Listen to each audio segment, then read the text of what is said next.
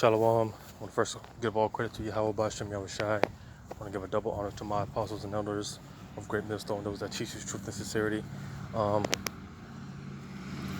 Just want to do a quick lesson in continuation of the previous video I posted regarding salvation being for everyone.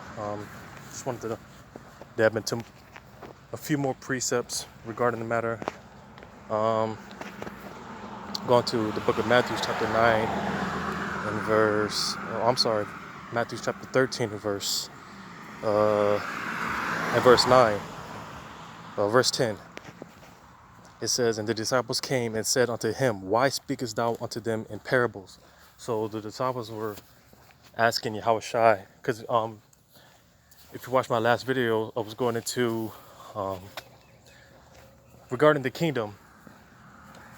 Regarding a random post, because I come across a lot of random posts, on social media, and they try to, break these things down, because again, here it is, we're in the age of technology and information, and people are still walking around believing the kingdom is for everyone. So I often come across a lot of these posts on social media, and it just prompts me through the spirit, to bring out these precepts. So again, regarding my last video, it was concerning the kingdom, and is it for everyone? So again, I'm reading on in Matthew chapter 13 and verse 10. It says, "And the disciples came and said unto him, Why speakest thou unto them in parables?" So the disciples were concerned. Well, I'm not going to say concerned, but the disciples were questioning Yahawashi on why was he speaking to the people in a way that they couldn't understand it, because that's what a parable is. It goes into a dark saying. And the Bible is full of parables. It's full of dark sayings. Because, well, actually, we're going to read it, verse 11. "He answered and said unto them, Because it is given unto you to know the mysteries of the kingdom of heaven, but to them it is not given." So again, and this is talking about the kingdom of heaven, salvation. If heaven was for everyone, if the kingdom was for everyone, all nations, why is it a mystery? The ways on making it into the kingdom, why would it be a mystery?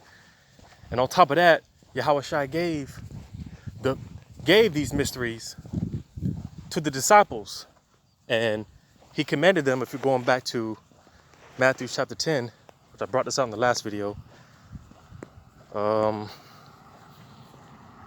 Matthew chapter 10 verse 5, "These 12 Yahawashi sent forth and commanded them, saying, Go not into the way of the Gentiles, and into any city of the Samaritans enter ye not, but go rather to the lost sheep of the house of Israel." So again, these were strict commandments from Yahawashi to the apostles, the disciples. He commanded them, saying, to teach Israel only, because that's what it's all about at the end of the day. That's what the kingdom is for at the end of the day. Brought up in my last video in Romans 9 and 4, the adoption, the covenants, everything was given to the nation of Israel, beginning with the elect, which includes the promise, all the promises that Yahawashi made to our forefathers. It was given only for the nation of Israel. So, going back to Matthew's, 13 verse 9, or verse 10. Verse 11, it says, "He answered and said unto them, Because it is given unto you to know the mysteries of the kingdom of heaven, but to them it is not given." So why is, again, if salvation, if the kingdom is open to all nations, well, for one, you got to ask, why is it a mystery getting into the kingdom? And again, Yahawashi gave those mysteries to the disciples, and commanded them to teach only the nation of Israel, to go out only to the nation of Israel, because that's who it's for at the end of the day. That's what it's all about at the end of the day. And getting another precept. What is that? St. John chapter 4. And this is all through the Spirit, because I was watching some. I was watching a video of the apostles of Greatmillstone, of course, beginning with Apostle Tahar and on down. They were doing a video regarding a completely different subject, but they brought these precepts out, and it just through the Spirit, it just prompted me to. I mean, it ties into the video. Like I said, the video I just did, the last video I did regarding the kingdom being for everyone. So, you know, that was all through the Spirit. But St. John chapter 4, I'm going to start at verse 7. It says, "There cometh a woman of Samaria to draw water. Yahawashi saith unto her, Give me to drink." Now, I'm not going to get into the whole history. I'm not going to get into the deep breakdown, but this woman, she was a heathen. She was a Gentile. She was not an Israelite. It says, just reading on verse 8, it says, "For his disciples were gone away unto the city to buy meat. Then saith the woman of Samaria unto him, How is it that thou, being a Jew, asking drink of me?" So even this woman, she even knew that, you know, the Israelites and the Gentiles, the heathens, don't really, you know, have anything basically in common. We don't really have any type of dealings with one another. So again, even she knew that.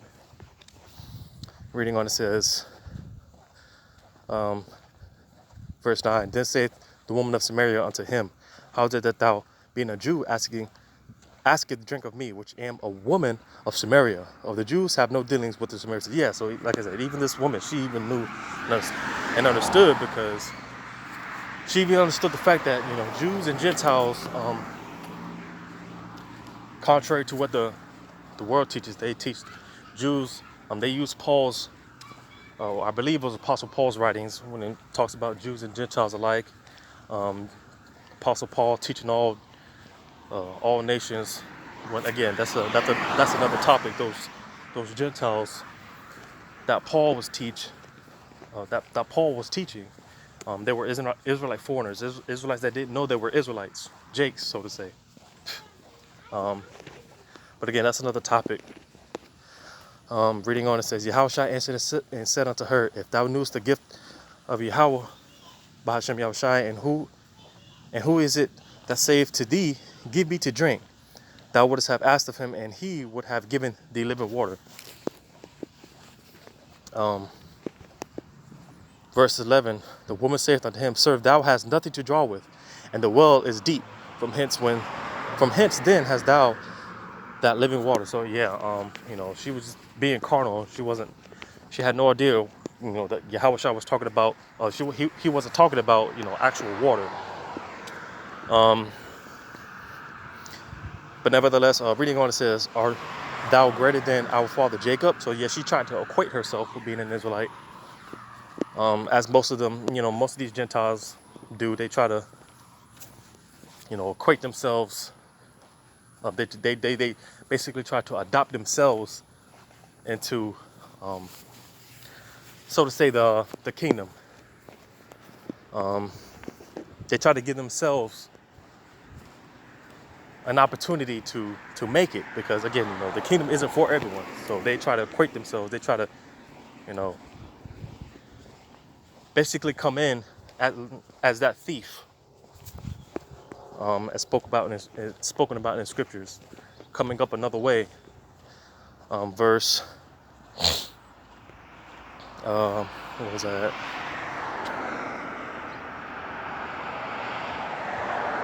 Verse 11, "The woman saith unto her, Sir, thou hast nothing to draw with, and the well is deep. From whence then hast thou that living water?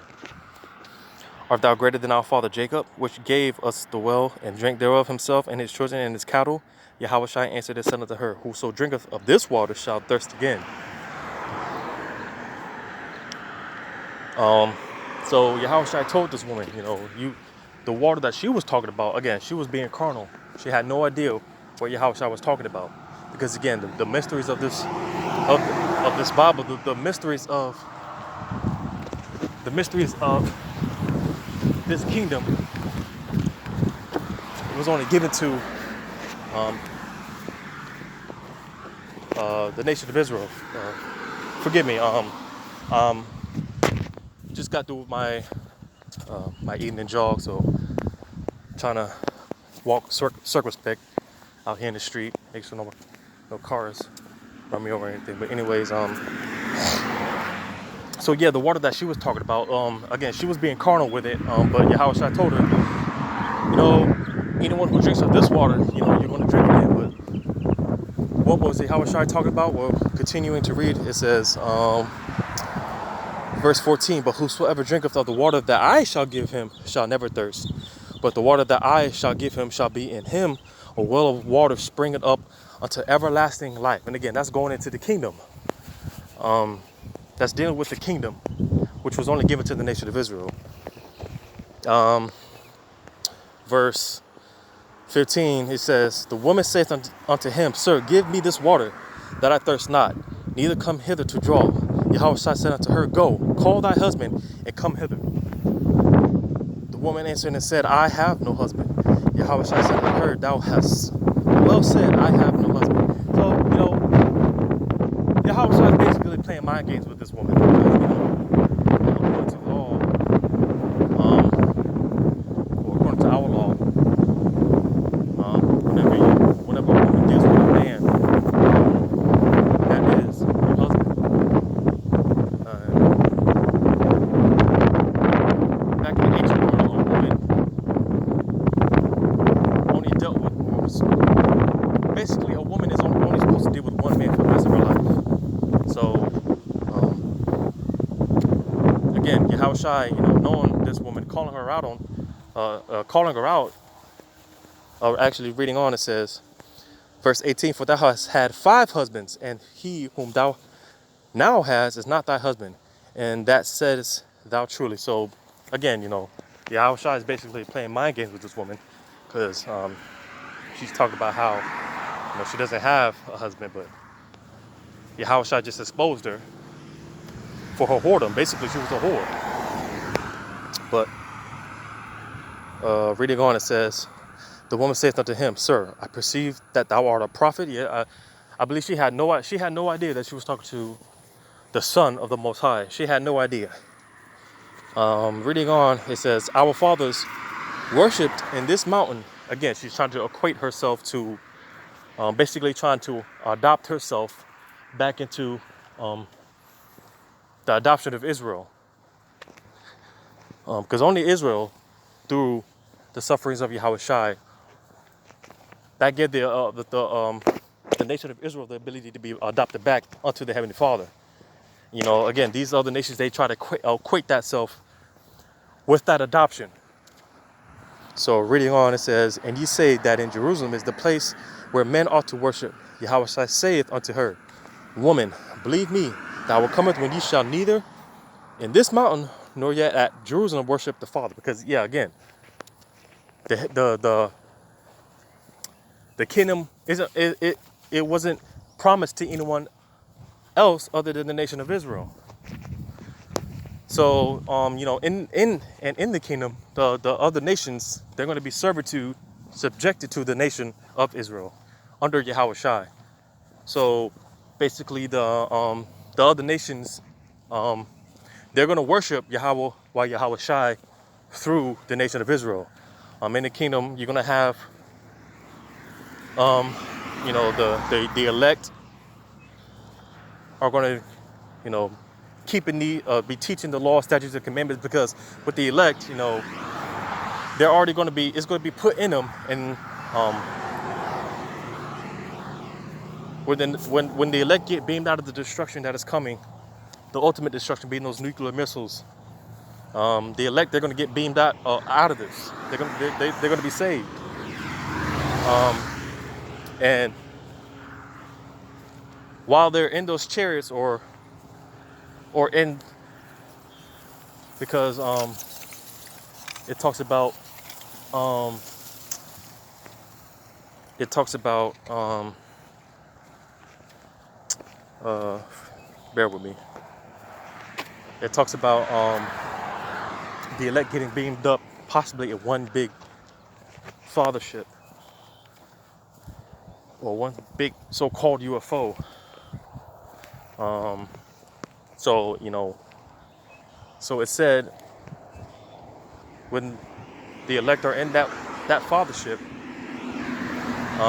you know, we're going to be given those new bodies, and with that comes the complete understanding. You know, the elect, when they get beamed up to that one chariot, they're gonna basically be perfect. We're gonna know the laws, all the laws, statutes, and commandments. But the other nations, they're not gonna know. You know, they're still gonna be in the flesh. So, you know, through the elect under Yahawashi's rulership, the elect, they're gonna have to teach these nations, and that's how they're gonna worship YAHAWAH Yahawashi. So, because again, the kingdom is only for the nation of Israel, beginning with the elect under Yahawashi. So, let me read verse 21 again. It says, Yahawashi saith unto her, Woman, believe me, the hour cometh when ye shall neither in this mountain nor yet at Jerusalem worship the Father. Ye worship, ye know not what. We know what we worship, for salvation is of the Jews. So here it is, crystal clear. Because again, you know, there's some things that a lot of parables Yahawashi spoke, which again the apostles asked, you know, why are you speaking to the people in a way that they can't understand? But there's some things like this, like this scripture right here. There's some things that are cutthroat, crystal clear. You can't get around it. You know, Yahawashi said that salvation is only for the Jews. So, I just wanted to do another quick video regarding the previous video I made. So hopefully it was edifying. And until the next time, I say shalom.